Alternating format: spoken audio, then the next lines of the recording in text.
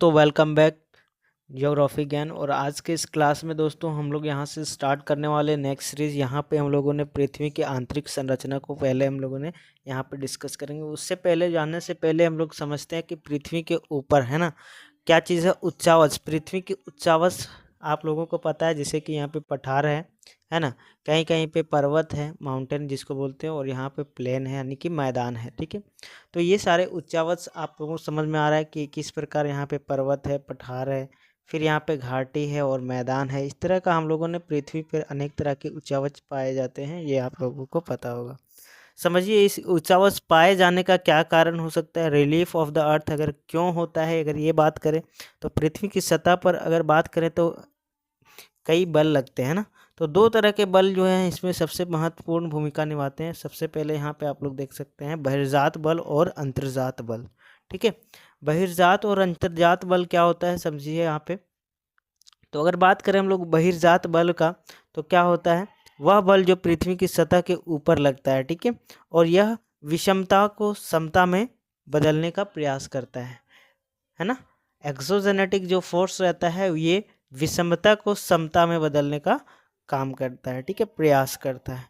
Endogenetic का बात करें तो अंतर्जात बल बोलते हैं, और वह बल होता है जो पृथ्वी के गर्भ के आंतरिक भाग से पैदा होता है। ठीक है, और आंतरिक भाग में ये क्या करता है, विषमता पैदा करने का काम करता है, जिसे मानवीय क्रियाओं को प्रभावित करता है।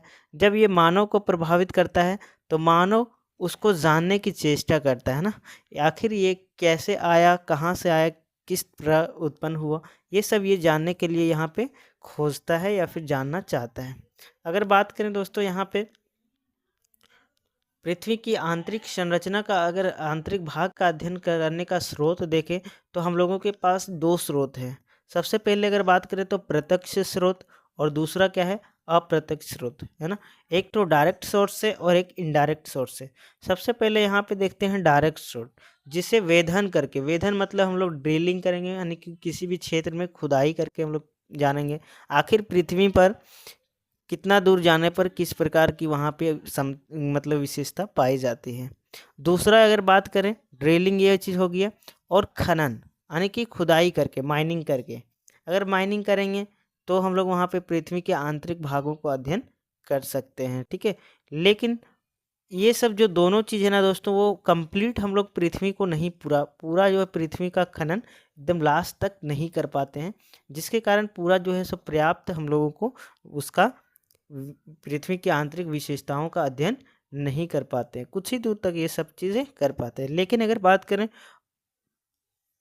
वॉल्केनिक यानी कि ज्वालामुखी का बात करें, तो ज्वालामुखी से जो निकला हुआ मैग्मा या फिर जो पदार्थ होता है वो हम लोगों को बताता है कि आखिर पृथ्वी के अंदर किस प्रकार की वहाँ पे विशेषता या गुण वाले चट्टानें पाए जाते हैं, है ना। ये सारे हम लोगों को ज्वालामुखी यहाँ से बताता है। ठीक है, चलिए और यहाँ पे देखते हैं हम लोग, अगर देखते हैं हम लोग प्रत्यक्ष स्रोत अप्रत्यक्ष स्रोत को, तो यहाँ पे देखिए अप्रत्यक्ष स्रोत में हम लोगों को घनत्व, जैसे अगर बात करें तापमान जैसे बढ़ेगा, दाब से प्रभावित होता है ना, और भूकंपीय तरंगे हैं, उल्का पिंड है, ये सारे अप्रत्यक्ष स्रोत हैं।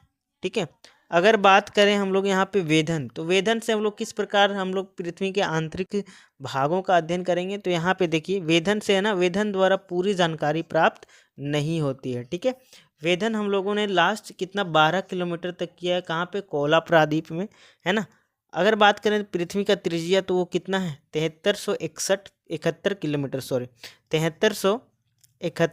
किलोमीटर, ये पृथ्वी की त्रिज्या है। तो हम लोगों ने मात्र कितना 12 किलोमीटर तक किया है, तो क्या ये पूरी जानकारी प्राप्त किया, नहीं ना। तो ये हम लोगों के लिए मतलब कंप्लीट नॉलेज नहीं देता है। अगर बात करें खनन का यानी कि जो माइनिंग होता है, खनन भी हम लोगों ने किया, तो लास्ट खनन जो है सबसे अधिकतम खनन 4.8 किलोमीटर तक किया है। कहाँ पे, पोनेंग खान के अंदर। ठीक है, जो एक हीरे की खान है, जो कि साउथ अफ्रीका में है। ठीक है दोस्तों, यहाँ पे साउथ अफ्रीका में है पोनेंग खान, जो कि सबसे ज़्यादा अधिकतम खुदाई हम लोगों ने की है, ये 4.8 किलोमीटर तक की है। ये गोल्ड और डायमंड के लिए ज़्यादा जाना जाता है, तो ये आप लोगों ने ध्यान में रखना है। ठीक है, ज्वालामुखी के कारण हम लोग कैसे पता करते हैं, है ना, ज्वाला और मुखी। यहाँ पे हम लोगों ने बताया कि अग्नि का जो है आग, तप्त एवं पिघला हुआ पदार्थ यहाँ पे निकलता है। और ये मैग्मा में हम लोगों ने बहुत तरह के यहाँ पे पदार्थ पाए जाते हैं, जैसे कि आप लोगों को पता होगा वहाँ पे मैग्मा में जलवाष्प होता है, कार्बन डाइऑक्साइड होता है, SO2 असली, है ना, सल्फर ऑक्साइड, और गैस रहित जितना भी गैस होता है रहित मैग्मा होता है, ये सारा चीज़, और फिर इसी को हम लोग लावा कहते हैं। ठीक है, पृथ्वी के अंदर जो भी तत्व होता है उसका हम लोग अध्ययन उसमें करते हैं। अगर बात करें अप्रत्यक्ष स्रोत में, तो यहाँ पे देखिए अप्रत्यक्ष स्रोत यहाँ पे आप लोग देख पा रहे होंगे इनडायरेक्ट सोर्सेस में, यहाँ पे डेंसिटी, टेम्परेचर और अर्थक्वेक्स, है ना, और अर्थक्विक बोलते हैं, ठीक है, अर्थक्विक्स और मेटियोर एंड ग्रेविटनल फोर्स। अगर डेंसिटी का बात करें तो घनत्व बोलते हैं, क्या चीज़, घनत्व। घनत्व से पता कर सकते हैं, तापमान से पता कर सकते हैं, और अर्थक्वेक्स क्या होता है, भूकंप, ठीक है, मेटियोर्स उल्का, ग्रेविटनल फोर्स मतलब गुरुत्वाकर्षण, गुरुत्वीय बल। ठीक है, ये सब आप लोग हिंदी में नोट कर लेंगे। आगे हम लोग यहाँ पे देखते हैं किस प्रकार घनत्व जो है सो हम लोगों को जानने में मदद करता है, यहाँ पे हम लोग देखते हैं। ठीक है, चलिए सबसे पहले दोस्तों यहाँ पे देखते हैं घनत्व। घनत्व क्या करता है, पृथ्वी की सतह से कोर की ओर जाने पर घनत्व बढ़ता जाता है। क्यों, क्योंकि क्या होता है ना, पृथ्वी के अंदर में परतों कई प्रकार की होते हैं। ठीक है, ऊपरी परत जो है भीतरी परत पर पड़ने वाले दबाव के कारण यहाँ पे देख सकते हैं, जैसे ये वाला परत मान लो ऊपर का है और ये फिर नीचे का है, तो यहाँ पे तापमान अधिक होगा, तो यहाँ पे आप लोगों को यहाँ से पता चल सकता है। चलिए आगे यहाँ पे देखते हैं। तीसरा जो यहाँ पे पॉइंट दिया गया है तापमान। तापमान क्या करता है, प्रति 32 किलोमीटर की गहराई पर जाने से 1 डिग्री सेंटीग्रेड यानी डिग्री सेल्सियस क्या होता है, तापमान कम हो जाता है कि बढ़ जाता है, तो बढ़ जाता है ना। अभी यहाँ पे देखें, जिसे हम लोग क्या बोलते हैं, भू तापीय प्रवणता, है ना, जियोथर्मल ग्रेडियंट। ठीक है, लेकिन ताप वृद्धि की दर कम होती जाती है। लेकिन बात करें अगर ताप वृद्धि की, तो ताप वृद्धि की दर जो है सो कम होती जाती है। अगर बात करें हम लोग यहाँ पे क्यों, तो क्योंकि यहाँ पे तापमान बढ़ता है। पृथ्वी जो है सो प्रारंभ में तप्त गोला था, सही बात है। पृथ्वी के गर्भ में अवशिष्ट ऊष्मा थी, विद्यमान थी। रेडियो एक्टिव तत्व जो था ऊष्मा के उत्सर्जन करते हैं, जो तापमान को बढ़ाता है ना, तापमान जिससे बढ़ता है। अगर बात करें 32 मीटर की गहराई पर जाने पे एक, तो 100 में जाने पे भी एक ही होता है। इसी तरह 500 मीटर जाने पे भी एक ही डिग्री सेल्सियस। अगर बात करें 1000 में, तो भी एक ही बढ़ता है। ठीक है, इस तरह अगर पूरा जो है पृथ्वी यहाँ से यहाँ तक है 73 लाख यहाँ अगर बात करें इसको मीटर में, तो यहाँ पे देख सकते हैं 63,71,000 मीटर तापमान है। ठीक है, अगर यहाँ पे इसको किलोमीटर में दें तो 6371 किलोमीटर। ठीक है, तो ये बात हो जाता है। आइए यहाँ पे बात करते हैं नेक्स्ट तो यहाँ पे दिया गया है भूकंप। भूकंप आखिर होता क्या है, तो भू प्लस कंप। अगर बात करें भूपट्टी पर जो हलचल होती है या फिर कंपन होती है, उसी को हम लोग भूकंप कहते हैं। भूपट्टी में जो होता है वो आकस्मिक कंपन या हलचल होता है। ठीक है, ये हम लोगों ने यहाँ पे जाना था। अगर बात करें यहाँ पे सर्वप्रथम जो भूकंपीय ऊर्जा जो मुक्त हुआ, जहाँ पे मुक्त होता है उसे हम लोग फोकस कहते हैं, हाइपोसेंटर उसको बोलते हैं, या फिर अवकेंद्र बोलते हैं।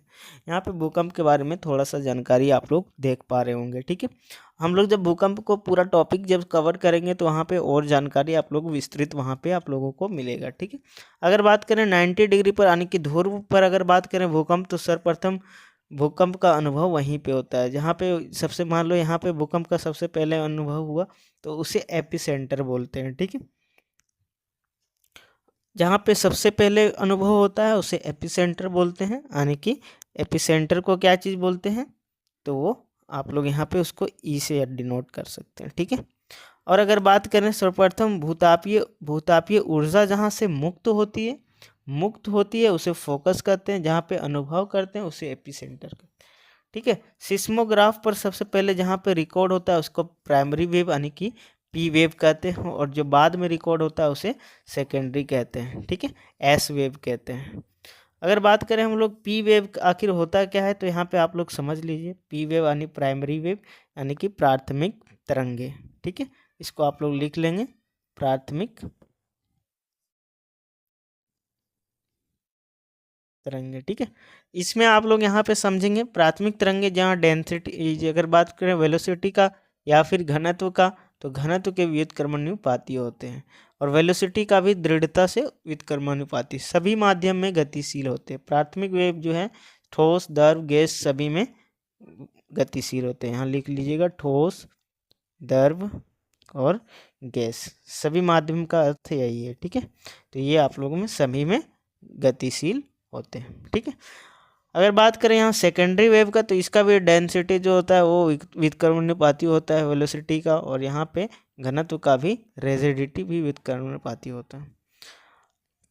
और अगर बात करें ये कैसा होता है, अवतलाकार होता है, ठीक है, ऐसे है ना, उत्थल जिसको हम लोग बोलते हैं, या केवल ठोस माध्यम में, सेकेंडरी वेव जो है केवल ठोस माध्यम में गतिशील होता है। आप लोग इसको नोट्स में अपना नोट कर लेंगे और इसको बार बार रिवीजन करेंगे, क्वेश्चन ज़्यादातर यहीं से पूछ लिया जाता है ना। ये वक्राकार होता है, नहीं वक्राकार होता है, इसमें तापमान बढ़ता है और दृढ़ता भी बढ़ता है, ठीक है। चलिए नेक्स्ट देखते हैं, यहाँ पे कैसे हम लोग उल्का के माध्यम से यहाँ पे प्राप्त करेंगे, पृथ्वी की आंतरिक संरचनाओं को जानेंगे, समझते हैं। उल्का यानी कि मेट्योर्स, ठीक है, मेट्योर्स यानी उल्का। उल्का क्या करता है, उल्का पिंड का निर्माण पृथ्वी के साथ होता है ना, पृथ्वी के साथ होता है। पृथ्वी का निर्माण जो होता है, उल्का पिंड जो होता है, उल्का पिंड का निर्माण पृथ्वी के साथ साथ हुआ है। यहाँ पे आप लोगों को थोड़ा सा मैं रिवीजन करा देता हूँ। यहाँ पे गुरुत्वीय ऊर्जा कैसे काम करता है समझिए, एक मिनट। यहाँ पे देखो गुरुत्वीय ऊर्जा क्या करता है, यहाँ पे चेंज करता है तापीय ऊर्जा में, है ना।